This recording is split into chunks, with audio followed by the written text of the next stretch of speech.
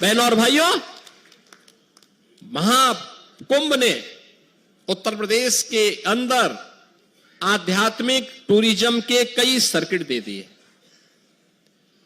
एक प्रयागराज से मां विंध्यवासिनी का धाम होते हुए काशी का,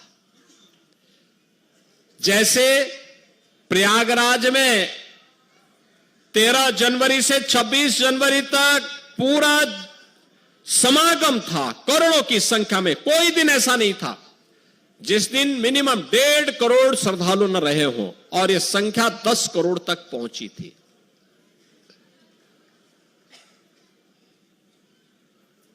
ऐसे ही मां विंध्यवासिनी प्रतिदिन 5 से लेकर के 7 लाख श्रद्धालु, और काशी बाबा विश्वनाथ के धाम में 10 से लेकर के 15 लाख श्रद्धालु प्रतिदिन जाता था। एक सर्किट यह बना, एक सर्किट बना अयोध्या धाम और गोरखपुर का। इस दौरान 7 लाख से लेकर के 12 लाख श्रद्धालु प्रतिदिन अयोध्या धाम गया, और गोरखपुर में 1 जनवरी से लेकर के कल तक प्रतिदिन 2 लाख 2.5 लाख 2 लाख 2.5 लाख श्रद्धालु इस दौरान वहां जाता था। तीसरा सर्किट बना प्रयागराज से श्रृंगवेरपुर होते हुए लखनऊ और नैमिषारण्य का। लाखों की संख्या में श्रद्धालुओं का जमावड़ा वहां रहा।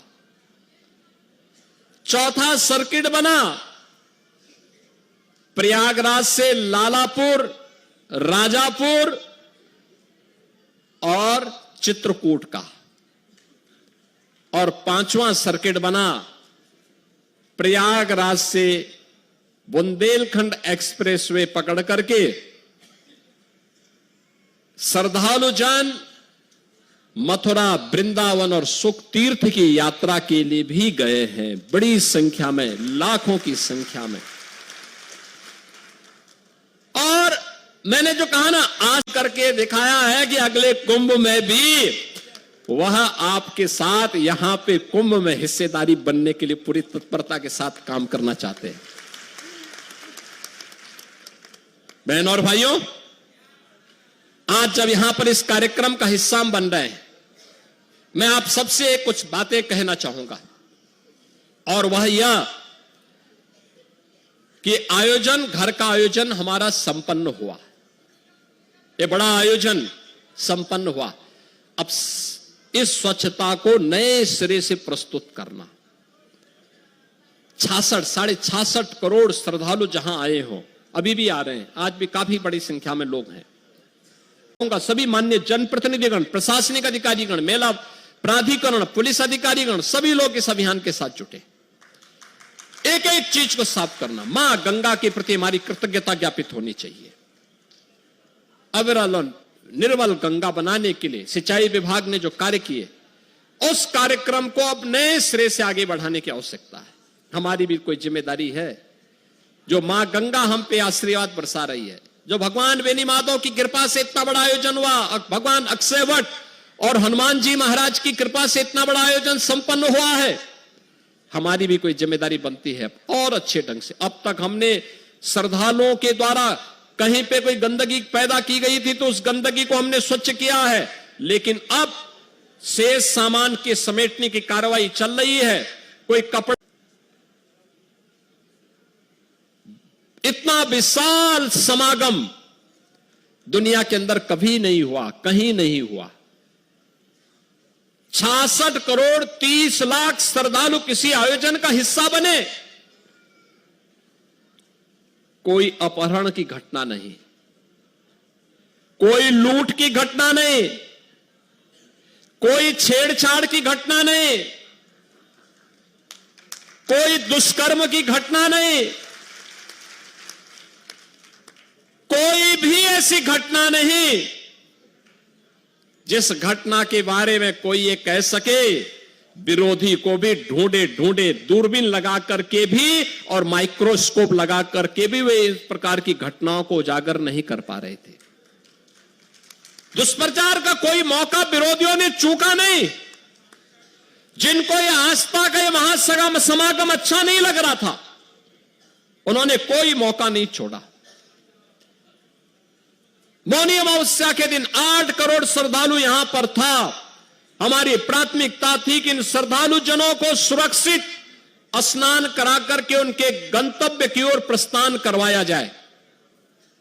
क्या संगम पे, क्या ऐरावत घाट पर, क्या गंगा जी के किसी भी घाट पर हम लोग एक अतिरिक्त बोनस देंगे 10,000 रुपए का।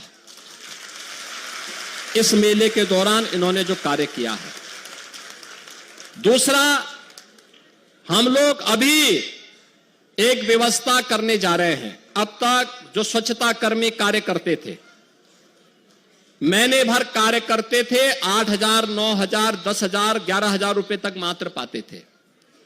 अब हम लोग आगे अप्रैल से हमारा एक कॉरपोरेशन बनने जा रहा है, जिसके माध्यम से हम व्यवस्था करने जा रहे हैं कि जो भी स्वच्छता कर्मी अब काम करेगा, कम से कम उसको 16,000 रुपए हर महीने उसके खाते में हम लोग देने का काम करेंगे।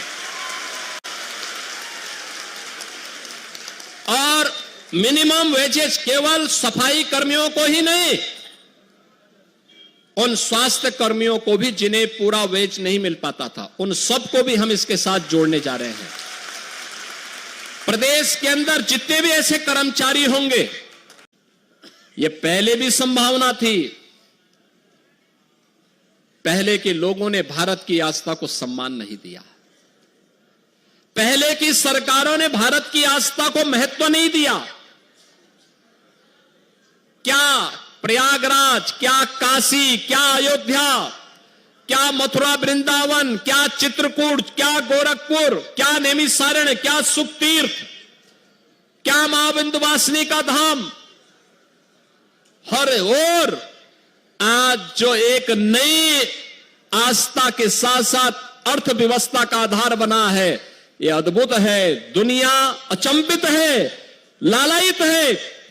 और केवल भारत ही नहीं, बहनों और भाइयों, दुनिया के अंदर के 1 दर्जन देशों के तो मंत्री या राष्ट्राध्यक्ष भी इस आयोजन का हिस्सा बने और 74 देशों के एम्बेसडर और हाई कमिश्नर भी आयोजन का हिस्सा बने। यानी पहली बार 80 से अधिक देशों के लोग इस आयोजन में भागीदार बनकर के जो आया, अभिभूत होकर के गया। 66 करोड़ 30 लाख की आबादी दुनिया के अंदर भारत और चीन के अलावा किसी अन्य देश के पास नहीं। चीन में लोकतंत्र नहीं, इसलिए मुख्यमंत्री जी का मंच पर आगमन हम सभी प्रयागरासी अभिभूत हैं आपके इस समर्पण से, आपकी उपस्थिति से बहुत जोरदार तालियों से